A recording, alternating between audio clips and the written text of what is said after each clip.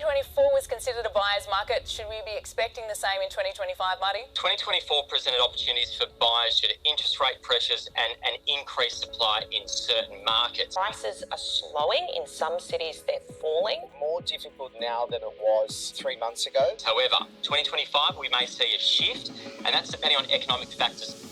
The Australian housing market has long been a cornerstone of national economic discourse, influencing everything from household wealth to fiscal policy and social mobility. As we move into 2025, the intersection of data-driven insights from CoreLogic and the historical predictive framework offered by Fred Harrison's 18-year land cycle provides a lens through which to view the market's future trajectory.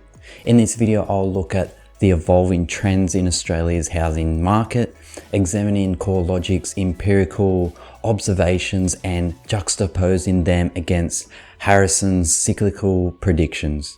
Together, these two perspectives offer a more holistic understanding of the market's potential direction and highlight the dynamic interplay between quantitative data and cyclical theory. CoreLogic has consistently served as a barometer for Australia's property market, providing extensive data sets and analysis on housing prices, supply and demand dynamics, and investor sentiment. Its reports have underscored the importance of key drivers such as interest rates, housing supply constraints, demographic trends, and government policy. Interest rates in particular are a recurring theme in CoreLogic's analysis. As the Reserve Bank of Australia adjusts monetary policy to balance inflation and economic growth, housing affordability invariably reacts. Higher interest rates increase borrowing costs, placing downward pressure on prices, while lower rates stimulate demand and drive property values. Looking ahead to 2025, interest rates are expected to play a defining role, particularly given recent inflationary pressures and the RBA's delicate balancing act in curbing inflation without triggering economic stagnation.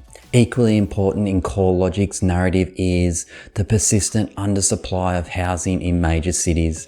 Urban centres such as Sydney and Melbourne face ongoing challenges in balancing population growth and adequate housing stock. The mismatch between supply and demand has exacerbated affordability concerns, pushing median house prices to levels increasingly out of reach for average income earners. CoreLogic's data indicates that this trend is unlikely to change significantly by 2025 unless there is a meaningful policy intervention aimed at increasing housing stock.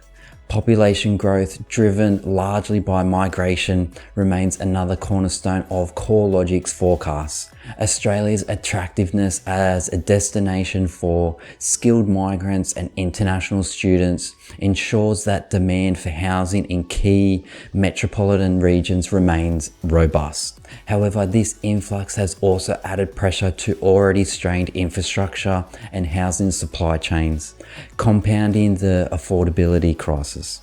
Fred Harrison's 18-year land cycle theory provides a complementary yet distinctive perspective on these trends.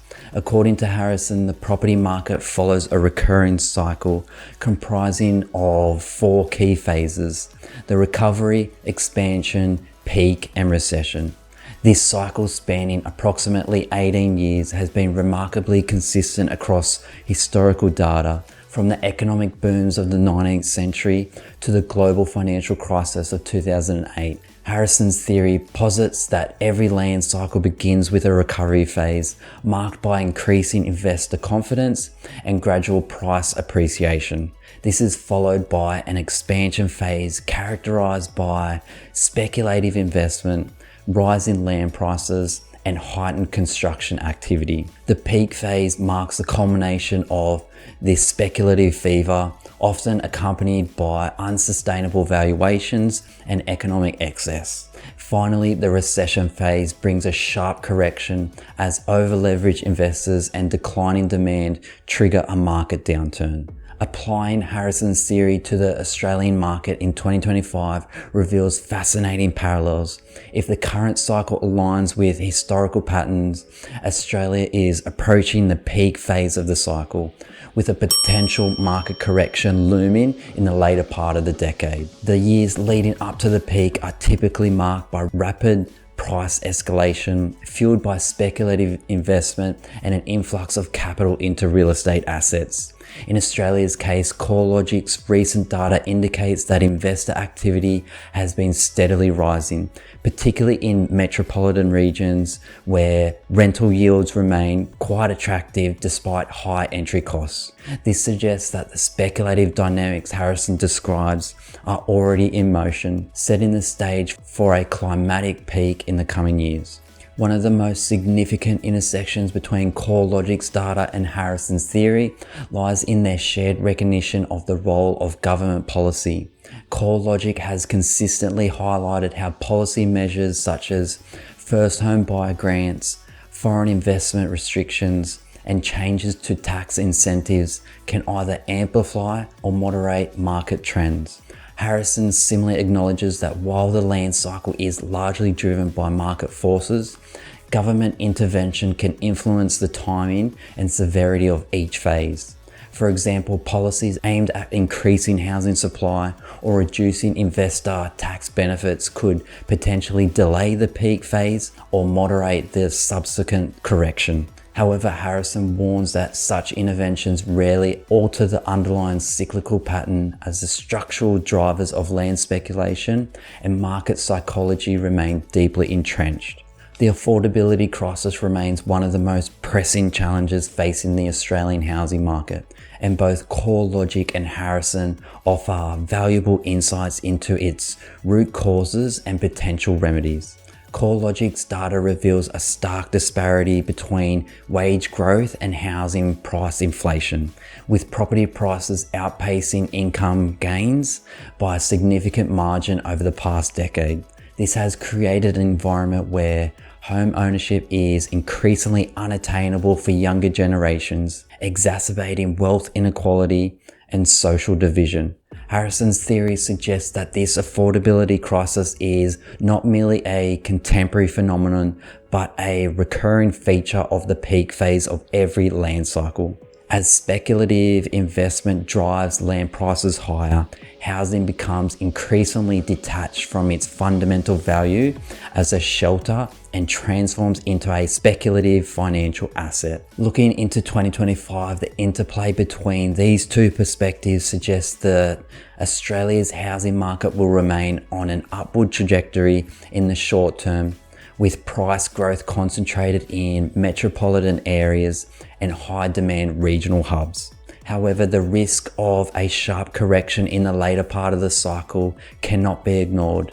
CoreLogic's emphasis on data-driven indicators such as auction clearance rates, housing turnover volumes, and lending trends provide valuable early warning signals for market participants.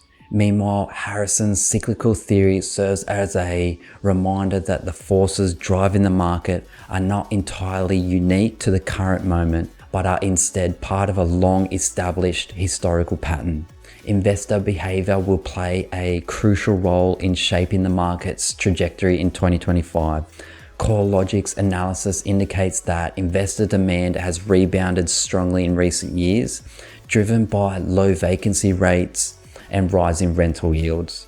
However, investor activity also introduces volatility in the market, as speculative investors are often quick to exit during periods of uncertainty. Harrison's theory suggests that speculative behavior typically reaches its zenith during the final years of the expansion phase, contributing to inflated valuations, heightened market risk. If this pattern holds true, Australia's housing market may experience increasing volatility as it approaches the peak phase of the current cycle towards 2026 and 2027.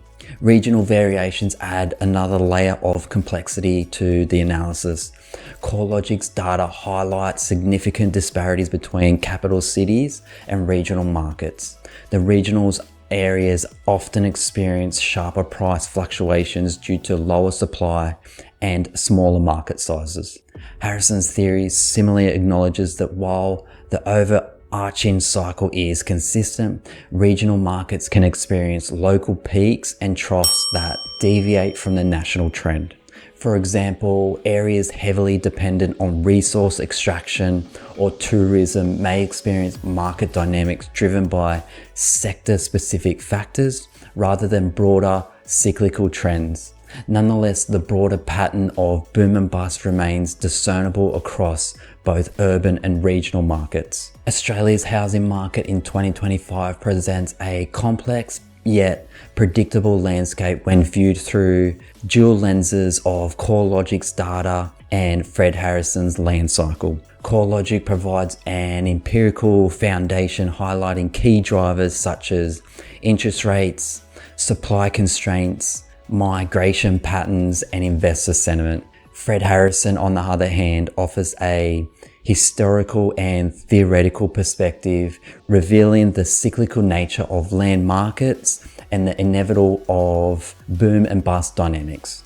Together, these perspectives suggest that while the Australian housing market is likely to remain buoyant in the short term, it is also approaching a critical inflection point. Policymakers, investors, and homebuyers would do well to heed the warnings embedded in both datasets and cyclical models, preparing for the opportunities and risks that lie ahead. In the end, the housing market is not merely a reflection of economic conditions, but also a mirror of societal values, aspirations, and structural inequalities. An arena where data and theory converge to tell a story of growth, risk, and resilience. Well, that's all for today's video. Thanks for watching, and I'll see you on the next one. Peace.